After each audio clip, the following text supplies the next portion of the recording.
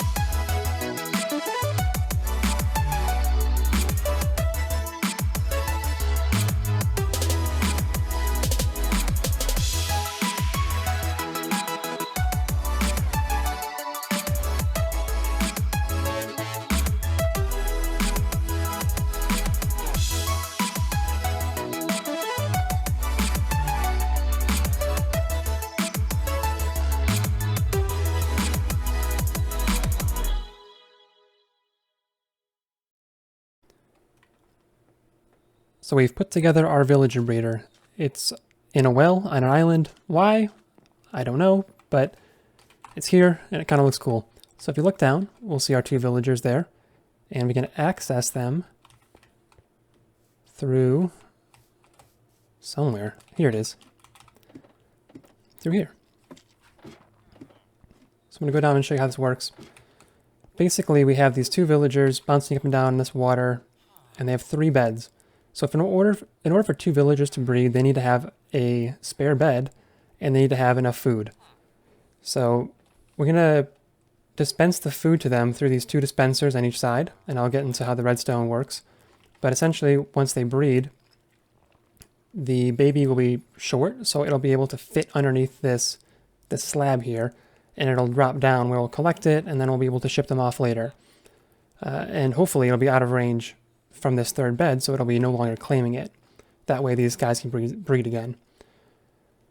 So how these actually get fed is that we have these hopper lines coming down from those 2 barrels at the top by the well. And how each of these components work, there's 1 on each side, is that we have a dropper, and when there's any food in it, the comparator detects that and turns off the torch. When the torch turns off, this redstone turns off, which enables the torch here, which powers this, which powers the repeater into the stone, which then powers this, which then turns that off, and that goes around in a cycle over and over again on a 2-tick repeater. If we made this 3 ticks or 4 ticks, it would still work. It would just be slower. And if we made it 1 tick, it would go too fast and the redstone torch would burn out. So this line right here will pulse on and off fairly quickly, which will turn this torch on and off fairly quickly, which will then hard power this block and then soft power the dropper, allowing it to spit out its food. And that'll happen as long as there's food in there, and then once it's empty, the comparator turns off, this turns on, and then that locks the circuit.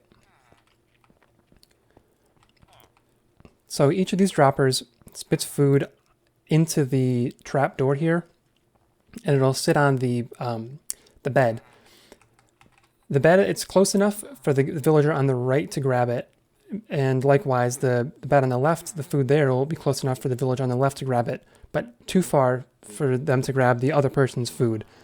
That way, when we're up top, there's the 2 barrels, each one feeding each one of the droppers here. We can put food in each one, like 3 bread, I think is all you need. You put 3 bread in each one, and then that'll ensure that the right one picks up 3 and the left one picks up 3, and that's exactly enough for them to be able to breed and create the little baby. So if we drop down and show you what happens there, once the baby drops down,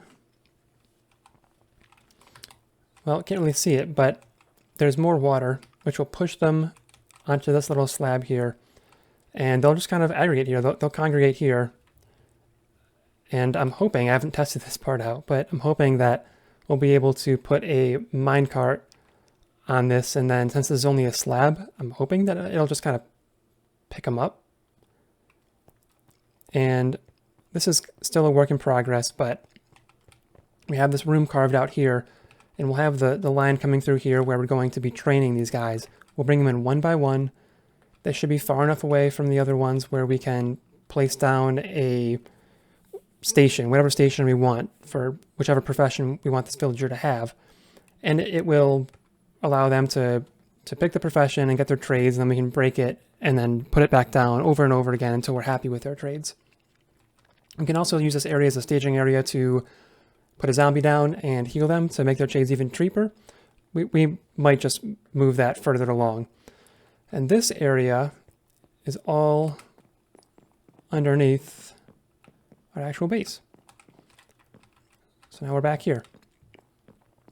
So finally we're going to be able to create some villagers and train them up how we want them so that we can make our village and be villager powered. We're going to utilize these villagers for food and for weapons and for enchantments. We're going to use them for as much as we can. So we'll get started on actually building out this villager village in the next episode. But until then, we're pretty much all set. So we'll see you in the next one.